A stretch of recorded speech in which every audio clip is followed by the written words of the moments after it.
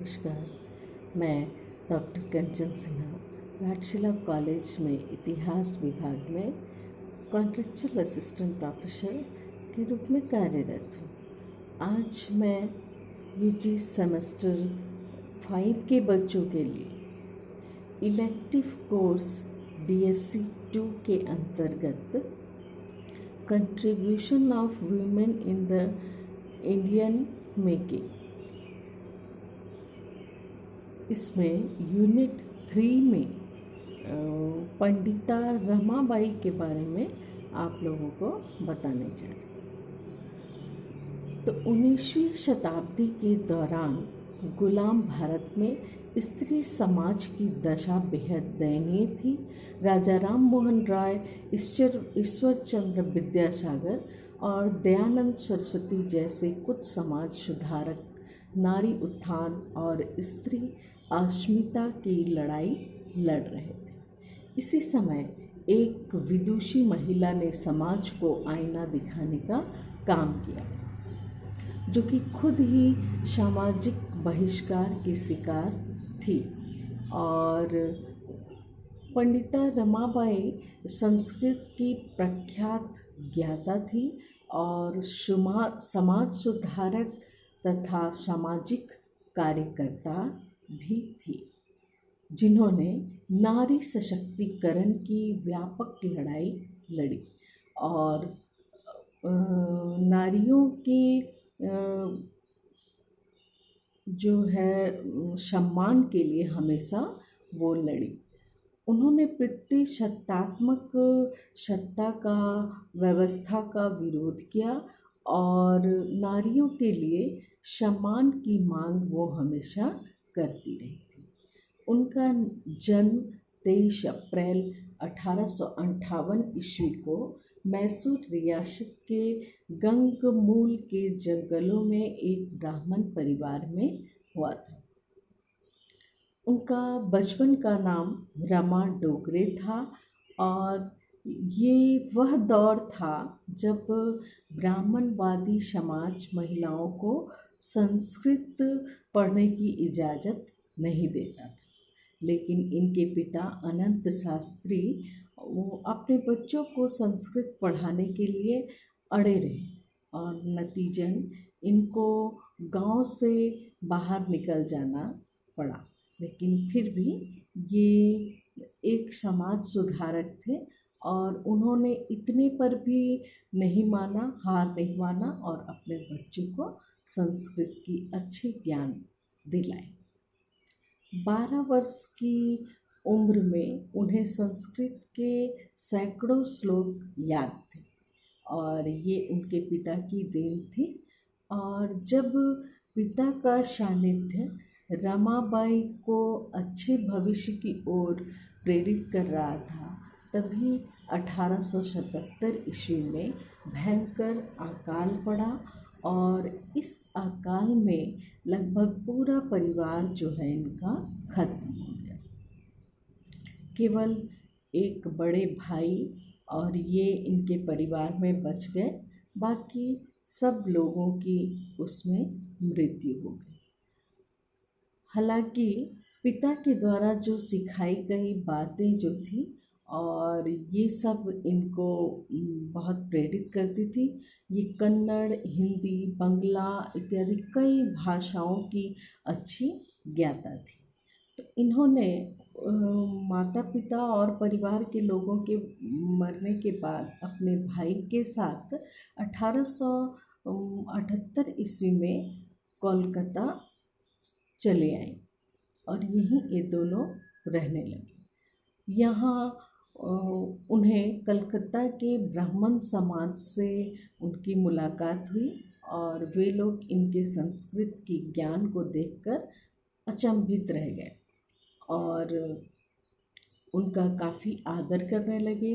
और इन लोगों के द्वारा कई बार भाषणों में ब्राह्मणों के द्वारा वैचारिक भाषणों के लिए इनको बुलाया गया और इनकी भाषणों से इनकी विद्वता की पहचान की जा सकती थी। और उनकी ख्याति जो है इस तरह से दूर दूर तक फैली और इसी दौरान 1878 ईस्वी में कलकत्ता विश्वविद्यालय द्वारा उन्हें सरस्वती और पंडिता जैसी उपाधियां भी हासिल हुई। अब रमा डोगरे पंडिता रमाबाई के नाम से जानी जाने लगी। लेकिन कुछ समय के बाद उनके भाई की भी मौत हो गई और इसके बाद वो अपने आप को बहुत अकेली समझने लगी। इसी दौरान उन्होंने बाल विवाह और विधवाओं की दयनीय स्थिति पर काम करना शुरू किया, लेकिन ये अकेलापन उनको ज़्यादा खलने लगा।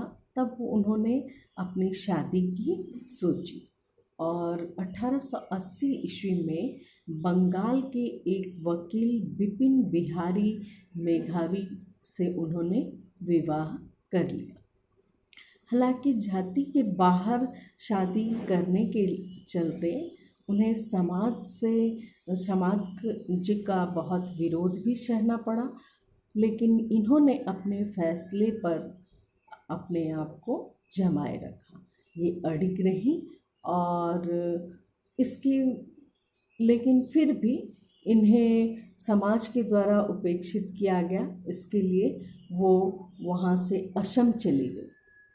उसके बाद उनकी एक पुत्री हुई जिसका नाम था मनोरमा। यहाँ तक उनका वैवाहिक जीवन जो है भली भांति चल रहा था, लेकिन हैजा के कारण उनके पति की भी मृत्यु हो गई और पति के मौत ने उन्हें पुनः दुत्कारने वाले समाज की ओर ढकेल दिया और वह परेशान होकर असम छोड़कर पूना चली आई।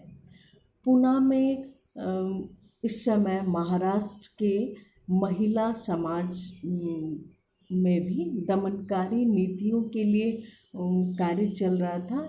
इसी दौरान उनको महादेव गोविंद रानाडे से परिचय हुआ और उनसे परिचय के बाद ही ये उनसे प्रेरित होकर महिलाओं के लिए कार्य करना शुरू कर दिया और कई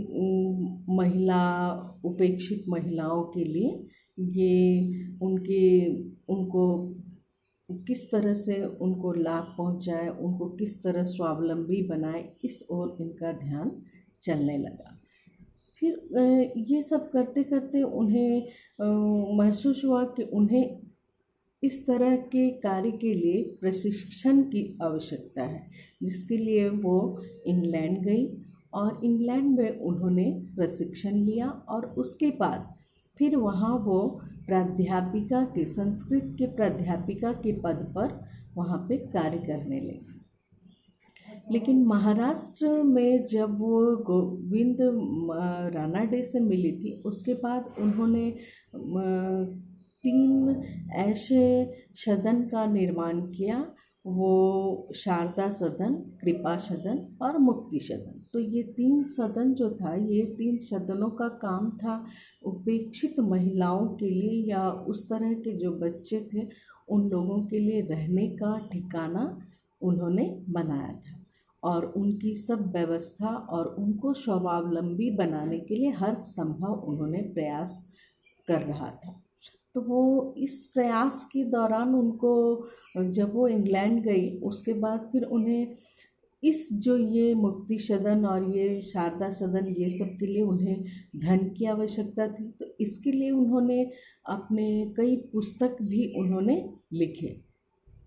तो पुस्तक में एक नंबर था शास्त्र धर्म व नीति, नंबर 2 था महिला आर्य समाज, नंबर 3 था उच्च जाति की हिंदू स्त्री। तो इस तरह ये सब पुस्तकें भी उन्होंने लिखी और इससे कुछ धन उनको मिला।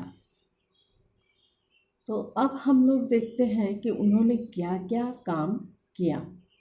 नंबर 1 आता है महिलाओं के अधिकार और शिक्षा को लेकर उल्लेखनीय कार्य उन्होंने किया।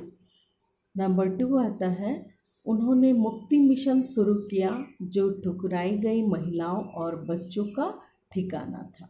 मुंबई में 20 लड़कियों से शारदा सदन की शुरुआत उन्होंने की थी।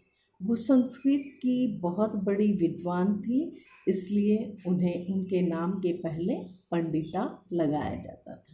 नंबर 4 है, आर्य महिला समाज के जरिए उच्च जाति की महिलाओं के लिए उन्होंने महिलाओं की लड़कियों के लिए शिक्षा की व्यवस्था करने की उन्होंने कोशिश की। नेक्स्ट है, वो 7 भाषा जानती थी और धर्म परिवर्तन के बाद वो क्या हो गया, ईसाई बन गई और बाइबिल का अनुवाद उन्होंने मराठी में किया था। नेक्स्ट है, 1919 ईस्वी में ब्रिटिश सरकार के द्वारा उन्हें केसरे हिंद स्वर्ण पदक से उनको सम्मानित किया गया था।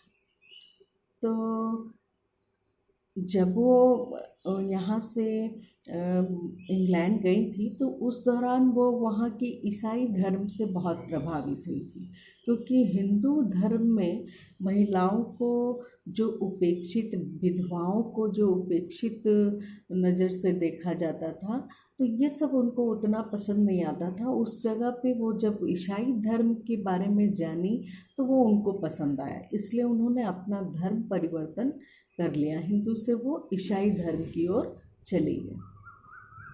फिर वहाँ से विदेश से वापस लौट कर आने पर भी वो यहाँ भारत में अपने स्त्रियों के, उपेक्षित स्त्रियों के लिए, विधवाओं के लिए या जो भी परेशान स्त्रियों के लिए उनको स्वावलंबी बनाने का कार्य वो हमेशा करती रही। वो रमाबाई चाहती थी कि शारदा सदन की महिलाएं जो हैं वो पुरुषवादी विचारधाराओं से मुक्त होकर आर्थिक रूप से स्वावलंबी बने और इसलिए वो ज़्यादा इस ओर ध्यान देती थी। लेकिन और रमाबाई के बारे में एक बात ये था कि वो अपने हौसले की बहुत बुलंद थी, किसी की बात की नहीं मानती थी। बहुत विरोध उनके प्रति हुआ, लेकिन वो अपने बातों पर अडिग रही। और फिर 1922 ईस्वी में उनका देहांत हो गया। लेकिन पंडिता रमाबाई को आदर की दृष्टि से देखा जाता है और वो गुलाम भारत की आज़ाद महिला समझी जाती थी। तो इस प्रकार हम देखते हैं कि पंडिता रमाबाई का हमारे भारतीय महिलाओं के पुनरुत्थान में ये विधवा विवाह के, विधवाओं के दयनीय स्थिति को सुधारने में, बाल विवाह को रोकने में काफ़ी योगदान था। ये राजा राम मोहन राय, ईश्वरचंद विद्यासागर, दयानंद सरस्वती, इन सबों के मार्गों पर चलती थी, उनकी बातों पर ये अपनी सहमति जताती थी। तो इस प्रकार ये एक बहुत बड़ी संस्कृत की विदुषी और सामाजिक कार्यकर्ता और समाज सुधारक थी। Thank you.